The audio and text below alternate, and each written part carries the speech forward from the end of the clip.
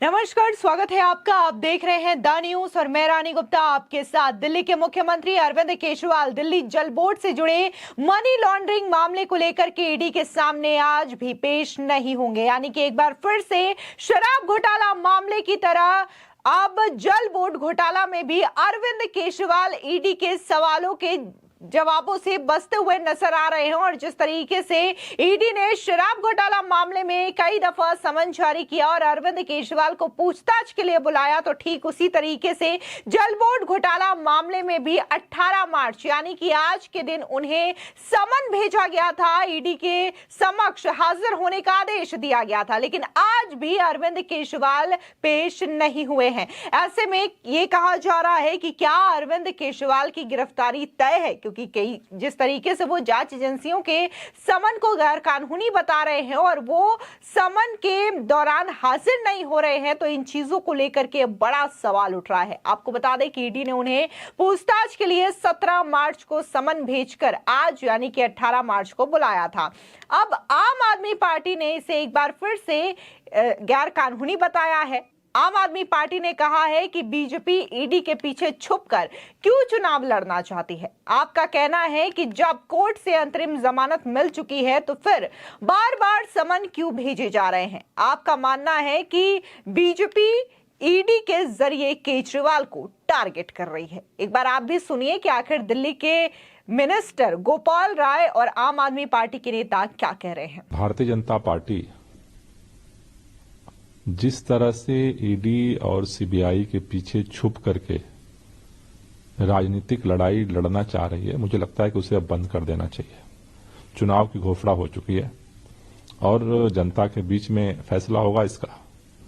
जहां तक समन की बात है, ये पहले दिन से सबको पता है कि ये राजनीतिक महत्वाकांक्षाओं से प्रेरित भारतीय जनता पार्टी का समन है। भारतीय जनता पार्टी के दबाव में ईडी सीबीआई समन भेजती है। ईडी के समन को बार बार मुख्यमंत्री जी की तरफ से कहा गया कि भाई ये इल्लीगल है। उनसे सवाल पूछे गए, उन्होंने आज तक उसका जवाब नहीं दिया। उसके बाद ईडी कोर्ट में गई कि नहीं, हमारा जो है समन जो है वो लीगल है। अरविंद केजरीवाल कह रहे हैं इल्लीगल है। कोर्ट ने उस पर सुनवाई की, अरविंद केजरीवाल जी को जमानत दे दी। कोर्ट में सुनवाई चल रही है। उसके बाद भी इतनी बेचैनी क्यों है बार बार ईडी का समन भेजने के लिए।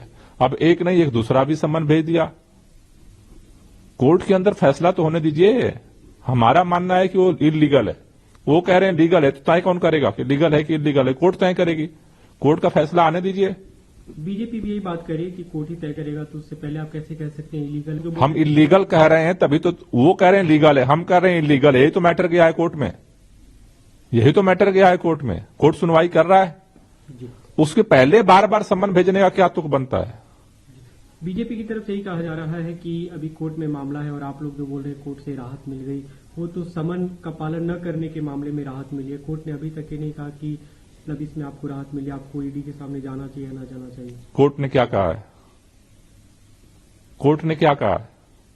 कोर्ट ने तो यही कहा ईडी से कि जो भी तथ्य हैं, दस्तावेज हैं, वो प्रस्तुत करिए। तारीख दिया है 1 अप्रैल की। कोर्ट ने तो यही कहा है।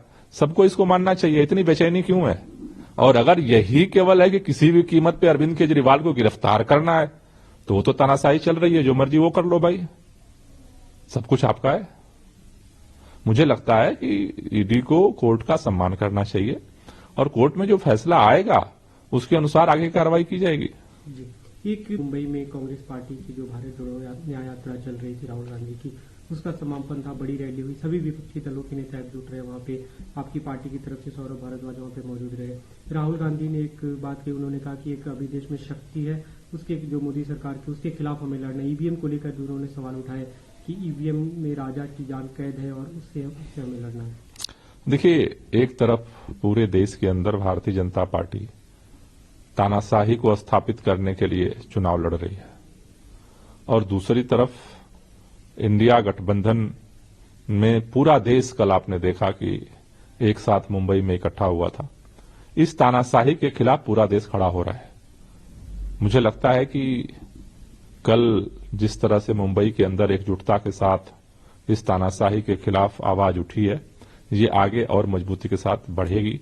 आपको बता दें कि इस पूरे मामले को लेकर के बीजेपी लगातार हमलावर नजर आ रही है। हालांकि देखने को मिला था कि अभी कुछ दिनों पहले ही दिल्ली की राउस एवेन्यू कोर्ट में अरविंद केजरीवाल की पेशी हुई थी, लेकिन यहां पर याद दिलाने वाली बात यह है कि अरविंद केजरीवाल को जमानत शराब घोटाला मामले में नहीं मिली थी, बल्कि ईडी ने जो शिकायत दर्ज करवाई थी कि अरविंद केजरीवाल जांच में सहयोग नहीं कर रहे हैं और ईडी के समन जारी करने पर भी वो हाजिर नहीं हो रहे हैं, तो इस मामले में उन्हें जमानत दी गई थी। ऐसे में बीजेपी के नेता और दिल्ली बीजेपी के अध्यक्ष वीरेंद्र सचदेवा ने भी इस मामले में जमकर निशाना साधा है। सुनिए आखिर वीरेंद्र सचदेवा क्या कह रहे हैं। और मनी लॉन्ड्रिंग के मामले, देखिए, शराब नीति का जो घोटाला दिल्ली में हुआ है उसको लेकर लगातार जांच एजेंसी अपना काम कर रही है और वो जिस तरह से कड़ियाँ जुड़ रही हैं, उनके उप मुख्यमंत्री जेल में है जिनको जमानत नहीं मिल रही, उनके एक सांसद जेल में है जिनको जमानत नहीं मिल रही,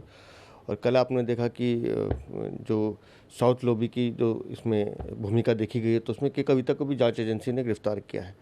तो मुझे लगता है जांच एजेंसी बहुत सूक्ष्मता से अपनी जांच कर रही है और जहां तक जांच को पूरी करने का सवाल है उसमें जिन जिन लोगों से बात करनी होगी तो जांच एजेंसी अपना काम करेगी। आम आदमी पार्टी आज प्रेस कॉन्फ्रेंस करती है और आरोप लगाती है कि मोदी जी के गुंडे हैं सीबीआई और ईडी। मुझे हैरानी होती है कि एक संवैधानिक पद पे बैठे हुए मंत्री अगर इस तरह की भाषा बोलते हैं। मुझे लगता है कि भाषा एक ऐसा वस्त्र है, अगर इसको शालीनता से ना पहना जाए तो सामने वाले व्यक्तित्व को पूरा निर्वस्त्र होने में टाइम नहीं लगता। तो ये उनको निर्णय करना है कि किस तरह की भाषा उन्होंने उपयोग में लानी।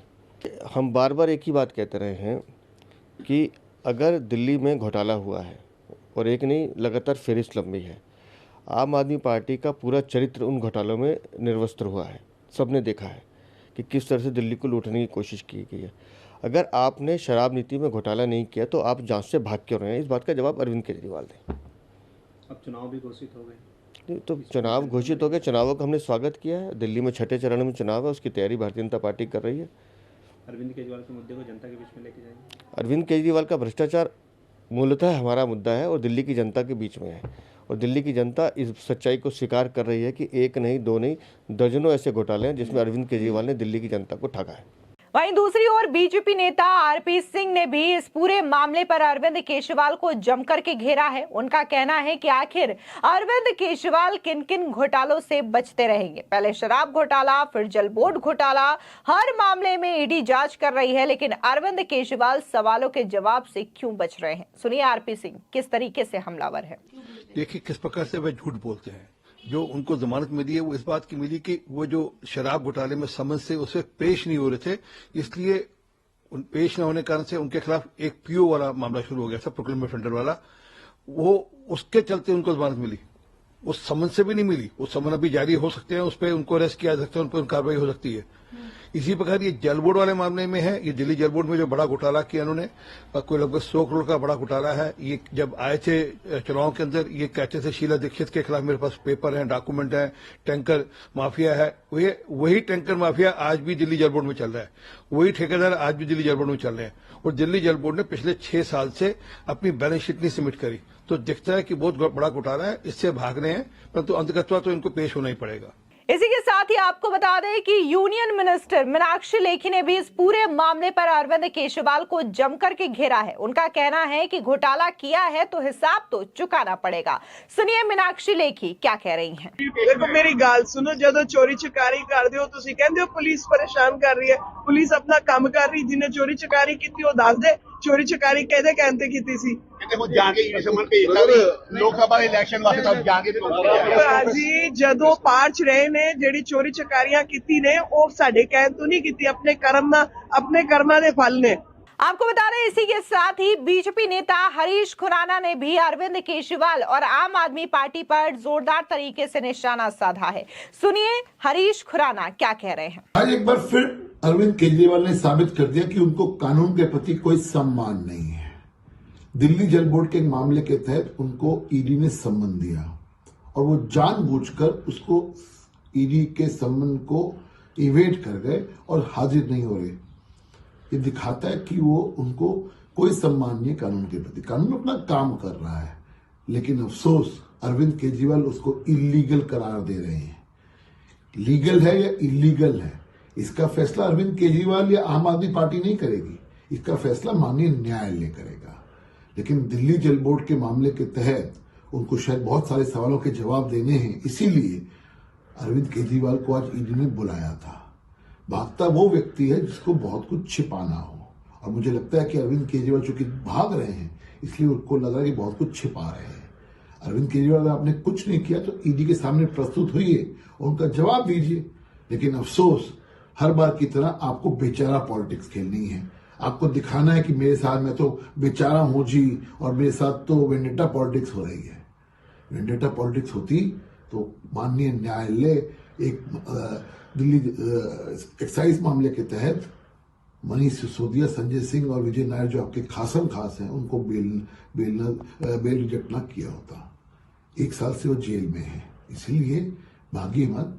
दिल्ली जल बोर्ड की आपको बता दें, दरअसल सीबीआई ने जुलाई 2022 में बोर्ड की टेंडर प्रोसेस में भ्रष्टाचार और रिश्वतखोरी के मामले में एफआईआर दर्ज की थी। सीबीआई के एफआईआर को आधार बनाकर के ईडी ने दिल्ली जल बोर्ड के टेंडर प्रक्रिया में अनियमितताओं के 2 अलग-अलग मामलों की जांच शुरू की थी। शराब घोटाला मामले में ईडी अरविंद केजरीवाल को अब तक 9 बार समन भेज चुकी है। 17 मार्च से पहले केजरीवाल को 27 फरवरी, 26 फरवरी, 22 फरवरी, 2 फरवरी, 17 जनवरी, 3 जनवरी, 21 दिसंबर और 2 नवंबर को समन भेजा गया था। हालांकि वे एक बार भी पूछताछ के लिए जांच एजेंसी के समक्ष पेश नहीं हुए हैं।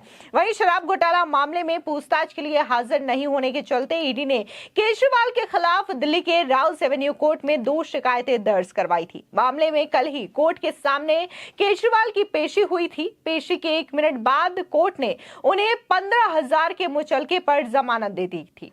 कोर्ट ने इस मामले में केजरीवाल को हाजिर होने से भी छूट दी थी। आपको बता दें, दरअसल दिल्ली जल बोर्ड का जो पूरा का पूरा मामला है वो सीबीआई के एफआईआर में आरोप लगाया गया था कि दिल्ली जल बोर्ड के तत्कालीन चीफ इंजीनियर जगदीश कुमार अरोड़ा ने एनकेजी इंफ्रास्ट्रक्चर लिमिटेड को करीब 38 करोड़ रुपए के इलेक्ट्रोमैग्नेट फ्लोर मीटर के इंस्टॉलेशन, सप्लाई और टेस्टिंग का टेंडर जारी किया था। वहीं जुलाई 2023 में ईडी ने दिल्ली, एनसीआर, केरल और तमिलनाडु में दिल्ली जल बोर्ड के अधिकारी और कुछ निजी संस्थानों के अधिकारियों के 16 ठिकानों पर छापेमारी की थी।